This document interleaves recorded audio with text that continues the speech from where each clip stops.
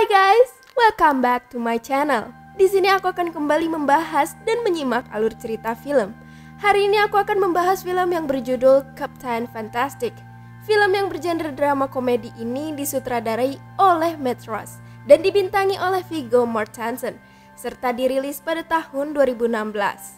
Film ini bercerita tentang sebuah keluarga yang memilih untuk terisolasi dari kehidupan kota. Namun, karena kematian sang ibu, mereka pun akhirnya terpaksa untuk keluar kota setelah 10 tahun mereka tidak berbaur dengan dunia luar. Please spoiler alert. Oke, next. Bagi kalian yang tetap pengen nonton, cukup stay tune on my video. Let's check it out.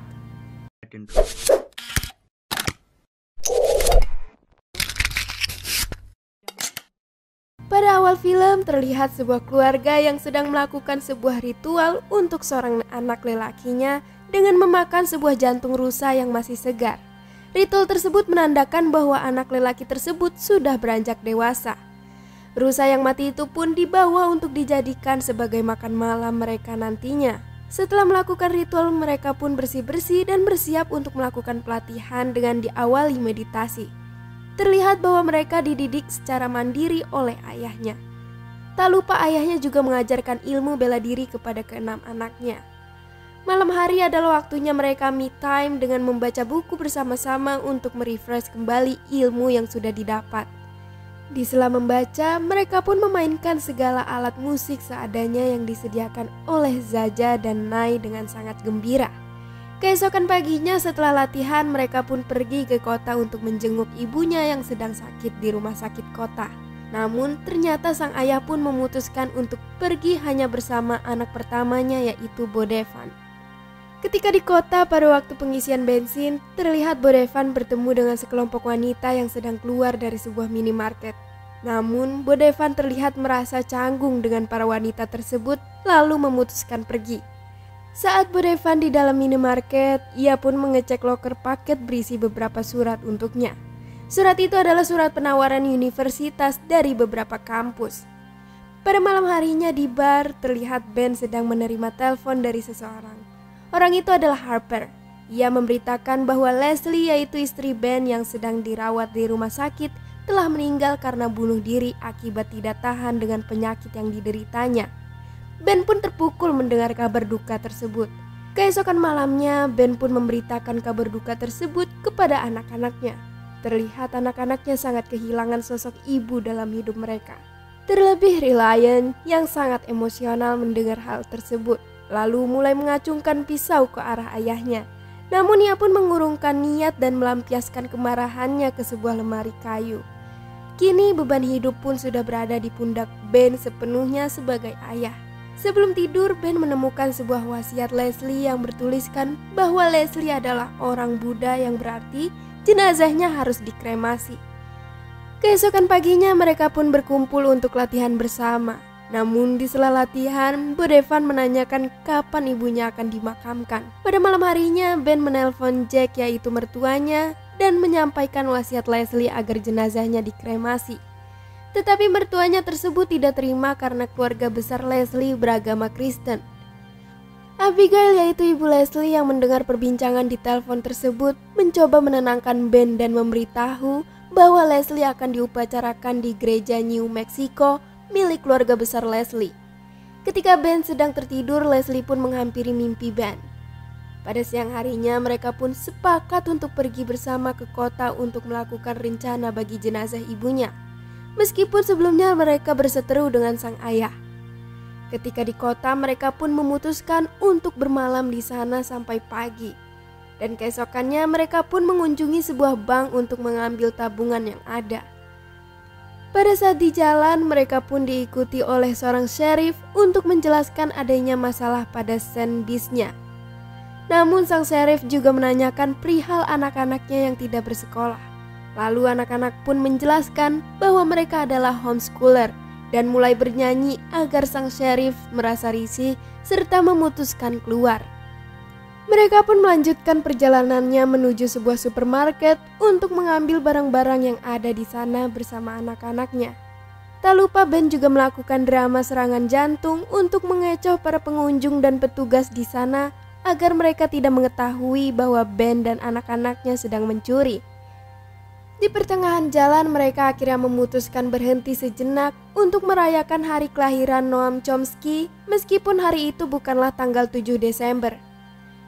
Noam Chomsky adalah salah satu orang yang memperjuangkan HAM. Ia lahir pada tanggal 7 Desember 1928 di Philadelphia, Pennsylvania, Amerika Serikat. Ketika semuanya sedang merayakan perayaan Noam Chomsky, terlihat Reliant tidak senang akan perayaan itu dan menanyakan mengapa keluarganya tidak seperti orang pada umumnya yang merayakan Natal. Sang ayah pun menjelaskan bahwa ia lebih meyakini perayaan manusia yang berjuang daripada merayakan perayaan peri magis fiksi. Lalu Reliant pun memutuskan untuk pergi ke dalam mobil. Setelah itu mereka pun meneruskan perjalanannya menuju rumah Harper, yaitu saudara Leslie di kota. Sesampainya di sana mereka pun disambut dengan ramah oleh sang bibi dan makan malam bersama. Di sela makan malam tersebut, Harper dan suaminya pun mengucapkan belasungkawa atas kematian Leslie kepada Ben. Lalu perseteruan pun terjadi akibat Ben yang tidak menghormati tata cara berbicara di depan anak-anak. Harper yang merasa tersinggung itu pun pergi dari meja makan dengan disusul oleh suaminya. Sedangkan Ben beserta anak-anaknya pun merayakan kematian ibunya dengan menenggak wine di depan kedua anak Harper. Di luar terlihat Harper sedang berseteru dengan Ben. Lalu ketika hendak tidur, Ben dan anak-anaknya pun memutuskan untuk tidur di pekarangan rumah Harper yang sebenarnya Harper telah menyiapkan kamar tamu untuk mereka. Keesokan paginya di dapur setelah sarapan, Harper menyuruh kedua anaknya untuk menunjukkan koleksi permainannya kepada anak-anak Ben di atas. Suami Harper pun memulai perbincangan kepada Ben.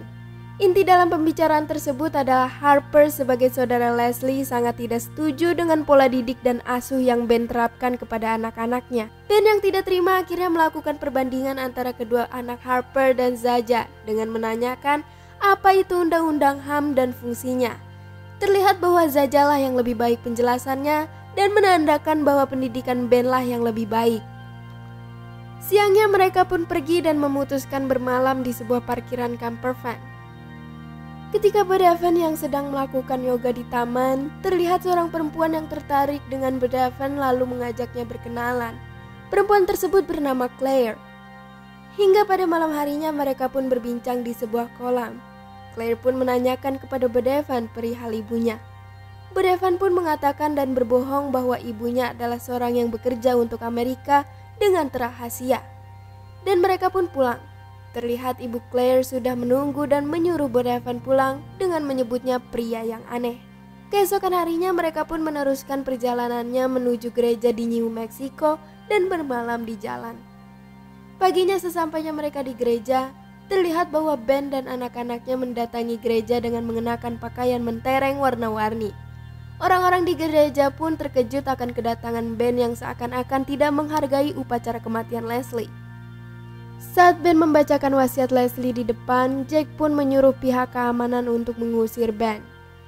Ketika di luar, Jack yang sangat marah atas perlakuan Ben tersebut mengancam Ben untuk tidak turut hadir dalam pemakaman Leslie, karena menurut Jack, Ben tidak berhak untuk datang. Pada malam harinya mereka pun bermalam di jalan. Terlihat Reliant sedang frustasi atas perlakuan sang ayah karena menurutnya ayahnya adalah seorang yang aneh. Hal itu juga ia utarakan kepada Bedavan di lapangan. Lalu Reliant pun memutuskan pergi ke rumah Jack, yaitu kakeknya. Bedavan yang merasakan hal yang sama seperti adiknya pun langsung berbicara kepada Ben dan menunjukkan berkas surat yang selama ini telah ia sembunyikan dari Ben, yaitu surat penawaran dari beberapa universitas untuk Bedavan. Tak lama Nay pun memberikan surat dari Reliant untuk Ben. Surat itu berisi bahwa Reliant pergi ke rumah Jack kakeknya. Ben pun bergegas datang ke rumah Jack, namun Ben justru dicegah oleh Jack dan Abby.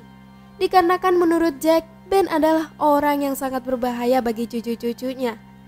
Reliant juga sudah menceritakan kepada sang kakek bahwa dirinya sangat kesal dengan ayahnya, karena menurutnya hidup ayahnya tidaklah sejalan dengan yang diinginkannya.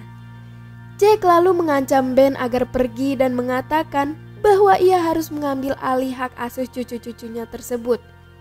Ben pun pergi dan membuat rencana untuk menculik Ryllian.